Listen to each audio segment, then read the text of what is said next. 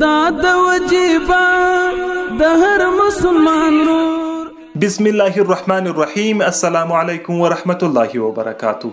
د امر بالمعروف نهی عن المنکر او شکایتونو اوریدلو وزارت ورځنی لاند او مهم خبرونه.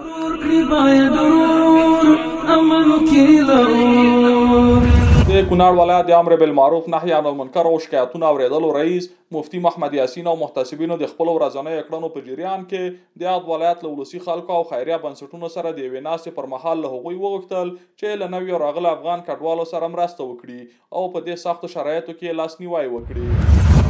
د کندهار ولایت د امر بالمعروف محتسبینو د مرکز په ګډون په ولسوالۍ کې د خپل ورځنی کړنو په جریان کې د 4 بابا جماعتونو له ملا امامان او د 15 نظامي ارګانونو له مسؤلینو سره په ټولنه کې د معروفاتو د اقامې او د منکراتو د مخنیوي په موخه اصلاحي ناستې ترسره کړې.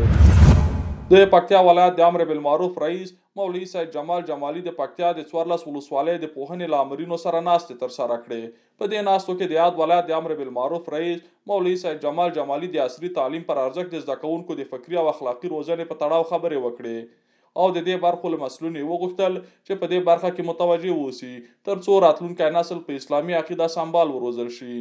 دغه راز د یاد ولایت د امر بالمعروف رئیس د دفاع وزارت د عقیدتي رئیس شیخ عبدالرحمن منیر او مل پلاوي سره یو ځای د دې ولایت له منصوري قل اردو له مسؤلینو سره د امر بالمعروف وزارت د سپارښتنو او د امیر المؤمنین حفظه الله د فرامینو د تطبیق په موخه ناسته ترسره کړه.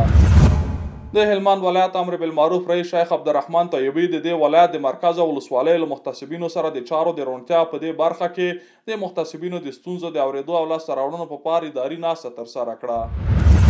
د پلازمینې کابل ښاري ریاست محتسبینو د خپل ورځنی کړنو په جریان کې د کابل ښار له یو شمېر سلمانیو، هوټلونو، ورزشي ځایونو او ښوونځیو څخه د خپلو ټاکل شوو سپارښتنو د څار په موخه لیدنه وکړه.